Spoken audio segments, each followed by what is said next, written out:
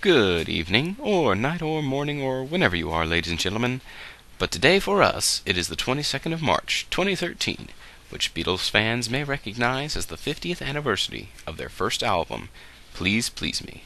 To commemorate such a momentous occasion, we have here the two remaining Beatles, Paul McCartney and Ringo Starr. Evening. Hello. So to start off, I guess we should get to know the origins of the Beatles for those unfamiliar. When, where, and how was the band started? Well, neither of us were really there when the band started, but I think it all started sometime in 1957 in Liverpool, obviously. Only they weren't the Beatles then. Right. Then they were a skiffle band, the Quarrymen, I think. Well, what is that? What is skiffle? Oh, it's a kind of music, you could say. Uses souls and washboards and things. I see. So, who was in this band? John and a few of the others. I can't remember, it was so long ago.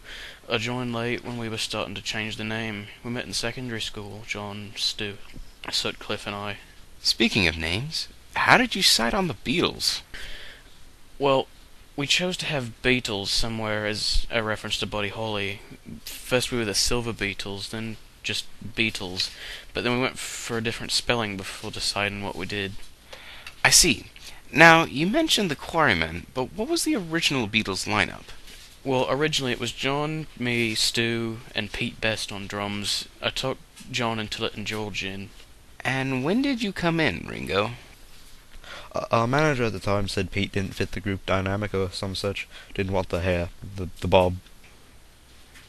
And it was around that time that Please Please Me came out, right?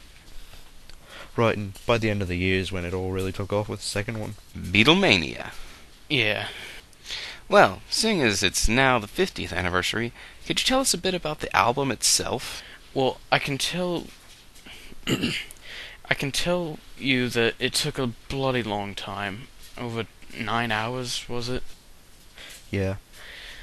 Yeah, George Martin, our manager, originally wanted to do it live, but he found that it wouldn't be possible, so he just did it at EMI Studios.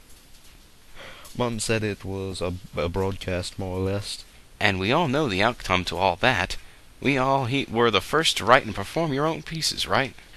One of the first. After that, everyone went crazy, even in America, which surprised us. Yeah.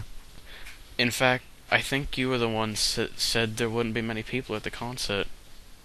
I was wrong. Obviously. I see. Well, I'm sorry, boys, but that's all the time we have for tonight. Any final words to the audience? Never take weed from Bob Dylan. Well, on that note, I've been Larry McGuffin for SHC Radio, signing off. Peace and love.